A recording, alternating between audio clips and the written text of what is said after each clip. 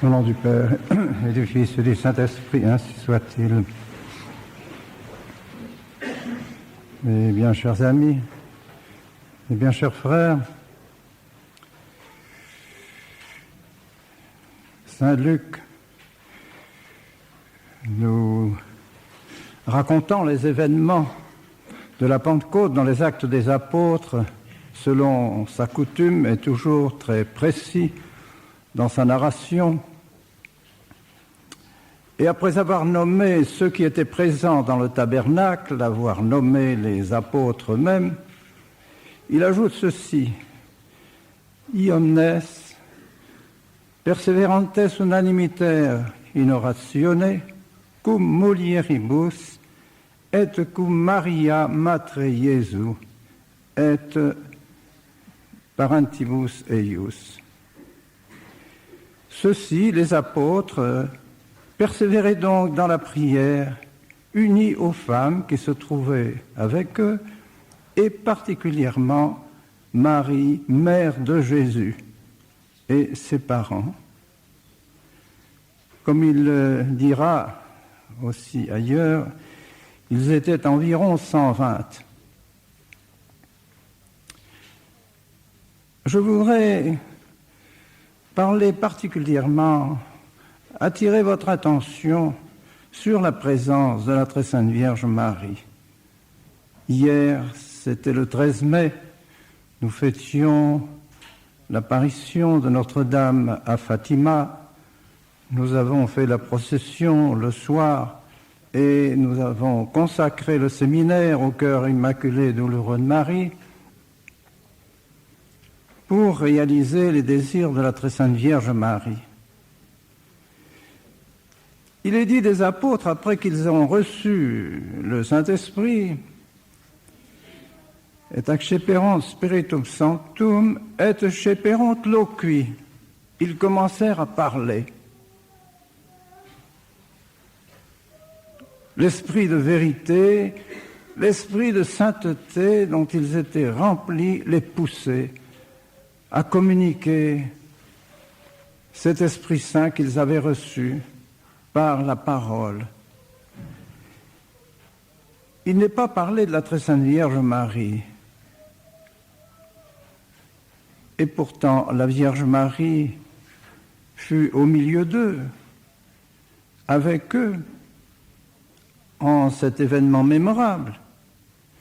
Eh bien, n'oublions pas que c'est par la Vierge Marie que les apôtres ont reçu cet esprit de vérité et de sainteté. Oui, Marie fut le canal par lequel le Saint-Esprit descendit sur les apôtres et les disciples de notre Seigneur réunis dans le Cénacle. Les papes l'affirment d'une manière explicite. Parce que Marie fut remplie déjà du Saint-Esprit bien avant les apôtres, bien avant la Pentecôte. Le seul fait que l'ange Gabriel, lorsqu'il vint pour lui annoncer la grande nouvelle de sa maternité divine, lui dit « Ave Maria, gratia plena ». Salut Marie, pleine de grâce. Oui, elle est pleine de grâce, c'est-à-dire pleine du Saint-Esprit, remplie déjà du Saint-Esprit. Et il ajoute « Spiritus Sanctus superveniet in te ». L'Esprit Saint va venir en vous et par la vertu de l'Esprit Saint, vous serez mère de Jésus. La Très Sainte Vierge a eu sa Pentecôte avant le jour de la Pentecôte. Et elle aussi a parlé. Elle a parlé. À peine avait-elle reçu le Saint-Esprit, ainsi est devenue mère de Jésus, elle s'en fit visiter Élisabeth, sa cousine. Et c'est par son intermédiaire que Saint Jean-Baptiste, lui aussi, a reçu l'Esprit Saint. Et sa cousine Élisabeth, par l'intermédiaire de Jean-Baptiste. Ainsi, la Vierge Marie répandait déjà la grâce du Saint-Esprit à ceux qu'elle approchait. Et alors, elle parla. Elle parla et elle nous a laissé ces paroles vibrantes du Magnificat. Oui, c'est l'évangile de Marie, son Magnificat. Dans les 4 premiers versets du Magnificat, Marie, remplie de l'Esprit Saint, chante la gloire du bon Dieu. Dieu a daigné regarder son humilité. Et parce qu'elle a été humble, elle a été élevée à une grande dignité. Magnificat anima mea, exultavit spiritus meus. Mon esprit exulte de joie. Mon âme chante la gloire du Seigneur. Pendant ces 4 premiers versets, elle rend grâce à Dieu de ce qu'elle a reçu l'Esprit Saint et de ce qu'elle est devenue mère de Jésus. Et puis, pendant les versets qui suivent, on peut dire, les 4 versets qui suivent, Marie, en définitive, nous donne déjà à l'avance ce que notre Seigneur va décrire dans son sermon sur la montagne. C'est presque un petit résumé du sermon sur la montagne, des béatitudes en particulier.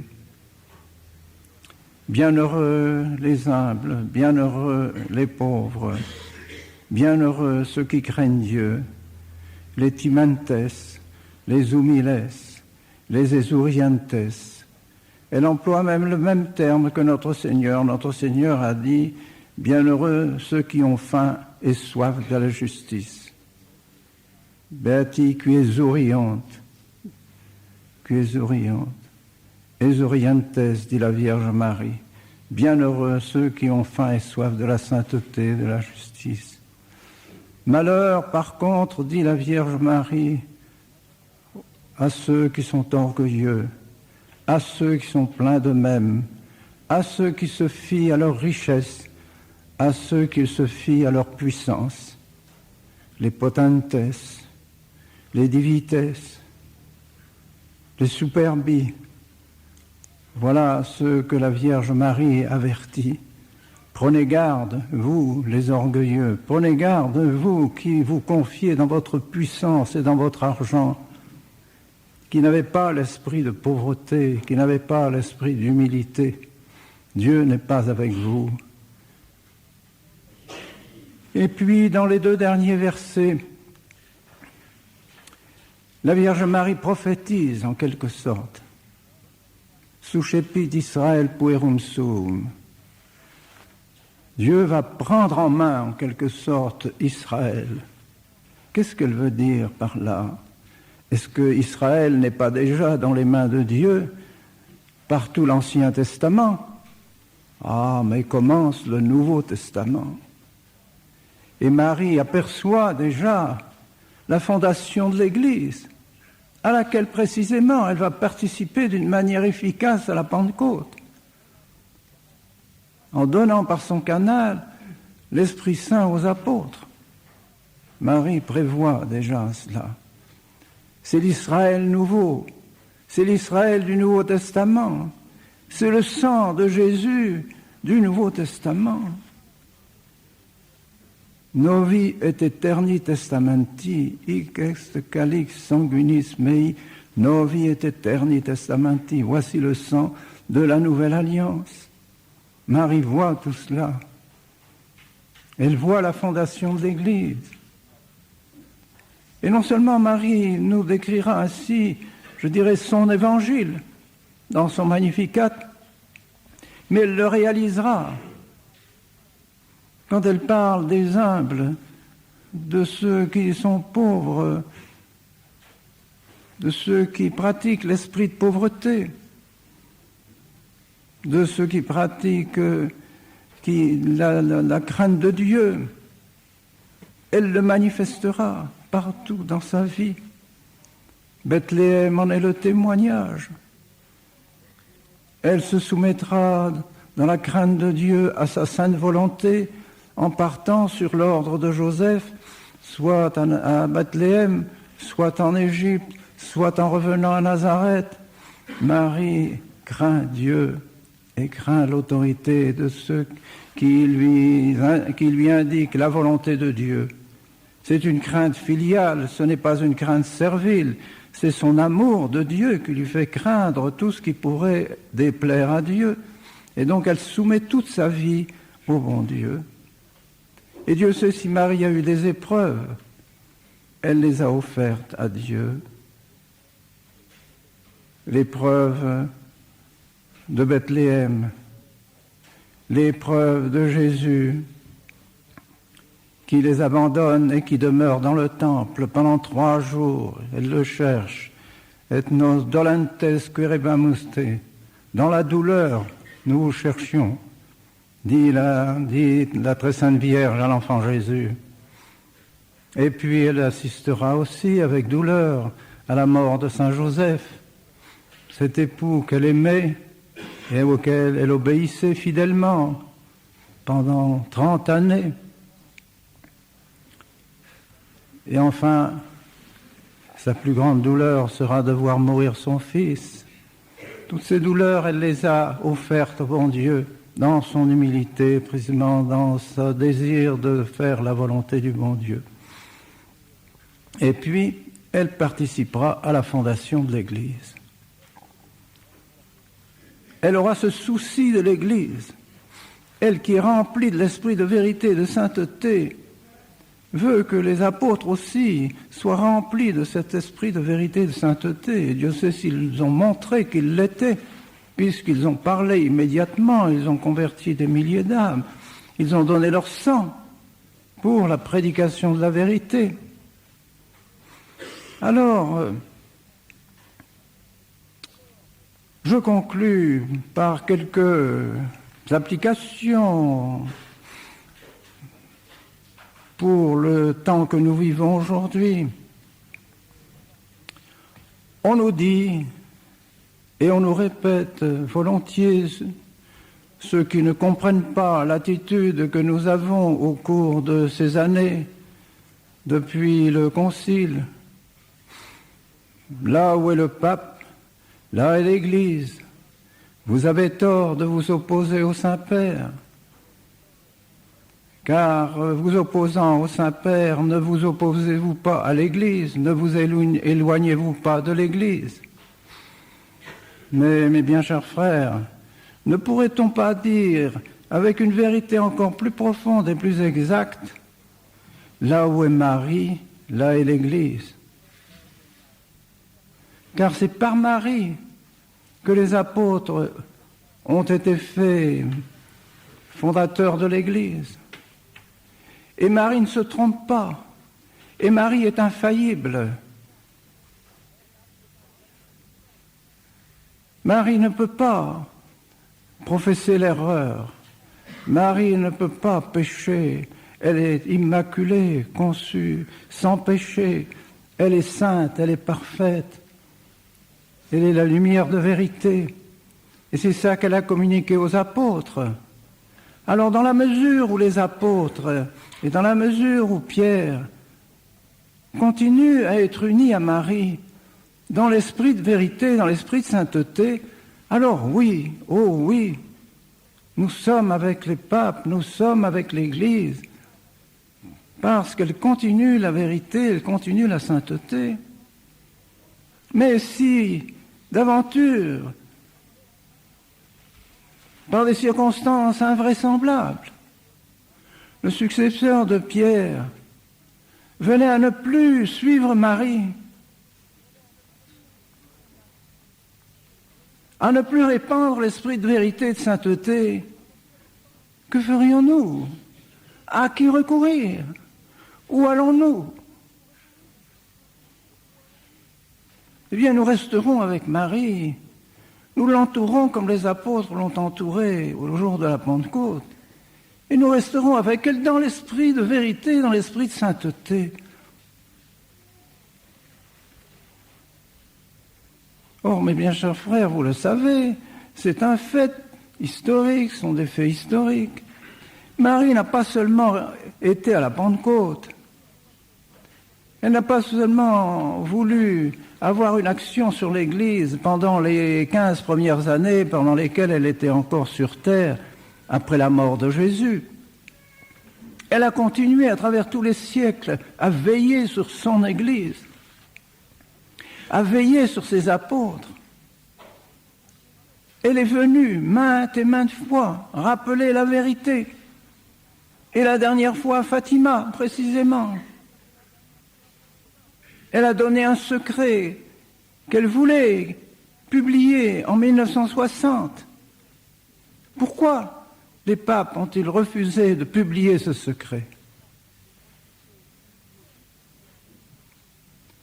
Je ne sais pas si vous avez su que lorsqu'il y a eu cette réunion à Assise, des catholiques fidèles, mais qui ne sont pas de la tradition d'une manière particulière, ont voulu, puisqu'il y avait une réunion, une grande réunion assise, ont voulu que Notre-Dame de Fatima vienne à Assise. Il y a eu un cortège fait par des fidèles italiens venant avec la statue de la Vierge Marie à Assise. Ils ont été refoulés. On ne voulait pas de la Vierge Marie à Assise.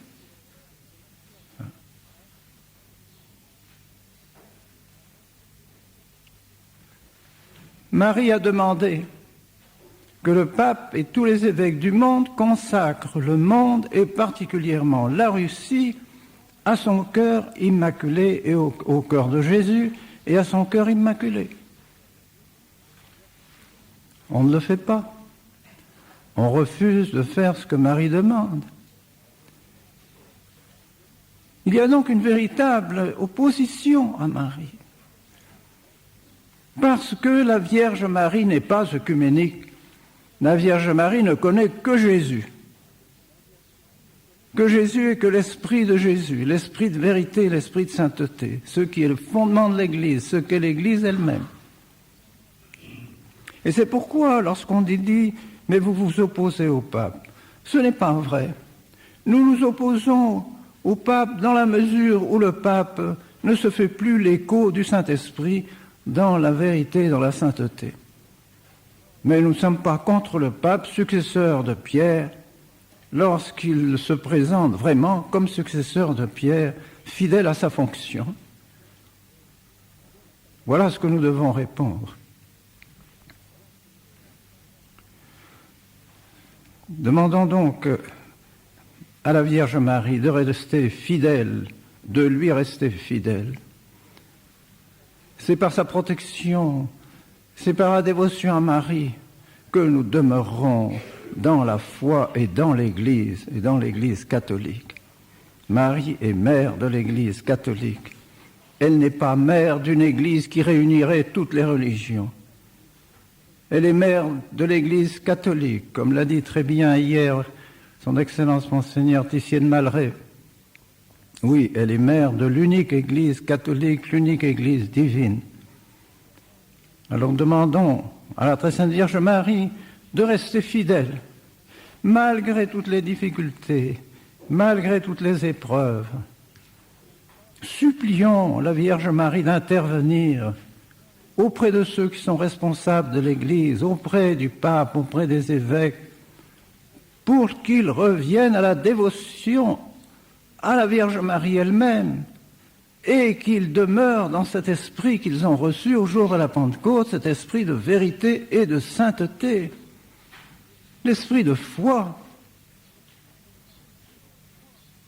Voyez-vous un exemple encore récent qui nous fait vraiment douter d'un retour prochain à la tradition par ceux qui ont l'autorité à Rome actuellement. Vous savez que dernièrement, au début du mois de mars, a paru un décret à Rome qui inaugure une nouvelle profession de foi. Dans cette nouvelle profession de foi qui remplace en quelque sorte le serment antimoderniste de Saint Pie X, il y a le credo, pas de problème, le credo est celui de toujours, aucune hésitation à signer cette profession de foi qu'est le credo, et puis 3 articles. Les 2 premiers sont parfaitement conformes à la foi traditionnelle. Ils ne font que dire que nous sommes unis à toute la vérité qui a été proclamée par les papes au cours des conciles dogmatiques anciens. Mais le 3e alinéa, qui est expliqué dans le préambule de cette profession de foi, demande à ceux qui signent d'être en accord avec ce que le magistère de l'Église d'aujourd'hui, c'est-à-dire avec les évêques dispersés à travers le monde et unis au pape, professent dans leur foi. Et ils disent parfaitement dans le préambule, c'est afin que tout le monde accepte ce qui a été dit et ce qui a été fait pendant le concile et après le concile. Voilà.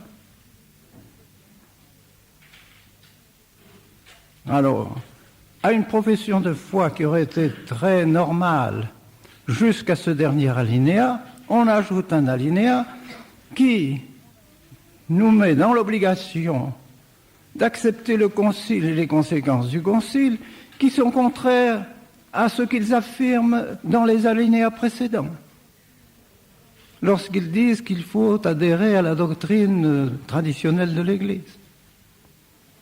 Et c'est précisément cette profession de foi qu'on va faire signer à tous ceux qui se sont soumis de nouveau à l'autorité romaine, évidemment, puisque cette profession de foi est destinée à être signée par tous ceux qui auront une charge quelconque et tous ceux qui vont recevoir les ordres, n'est-ce pas, qui vont entrer dans les ordres et qui vont recevoir les ordinations, vont devoir signer cette formule. C'est une manière, par conséquent, d'exiger désormais de tous ceux qui se sont unis de nouveau aux autorités romaines, en tout point, de se soumettre au concile et aux conséquences du concile. Par conséquent, nous voyons là la volonté de ceux qui actuellement ont l'autorité dans l'Église de nous soumettre à cet esprit du concile qui est un esprit moderniste, un esprit libéral, n'est-ce pas, qui a détruit l'Église et qui continue à détruire l'Église. Cela, nous ne pouvons pas l'admettre. Alors, nous n'acceptons pas qu'on nous dise contre le pape. Nous ne sommes pas contre le pape comme pape, mais nous sommes contre le pape qui nous enseigne des choses qui ont été condamnées par ses prédécesseurs. Ou bien nous sommes avec ses prédécesseurs qui ont proclamé la vérité de toujours, qui sont en concordance avec l'Église depuis les apôtres jusqu'au pape Pie XII, n'est-ce pas? Ou bien nous sommes avec le Concile et nous sommes contre les prédécesseurs des papes actuels. Il faut choisir. Il y a un choix à faire. Il est évident que la tradition se trouve avec les presque 250 papes qui ont précédé le pape Jean XXIII et le Concile Vatican II. C'est clair. Ou alors l'Église s'est toujours trompée. Voilà la situation dans laquelle nous nous trouvons. Il faut être clair, ferme, décidé et ne pas hésiter. Nous voulons être avec la très sainte Vierge Marie. Nous voulons être à la Pentecôte, avec les apôtres, avec la Vierge Marie, dans l'esprit de vérité et dans l'esprit de sainteté, qui est l'esprit de l'Église. Et nous ne voulons pas en changer. Quelles que soient les autorités qui veulent nous faire changer de cet esprit, nous le refusons. Nous voulons demeurer catholiques. Nous ne voulons pas devenir libéraux, ni modernistes, ni protestants. Et la Vierge Marie nous y aidera. Parce que la Vierge Marie est allergique à l'erreur, vous voyez. Elle a une allergie profonde, profonde. Allergie à l'erreur, allergie au péché. Elle n'aime pas sentir l'erreur. Elle est la vérité. Elle est contre l'hérésie. Elle est contre ce qui s'oppose à la vérité. Par nature, par nature. Elle est contre tout ce qui s'oppose à la sainteté. Contre tout péché, quel qu'il soit, même le moindre péché véniel, le moindre péché de négligence. Elle est allergique. Parce qu'elle veut demeurer sainte. Elle veut demeurer dans la vérité.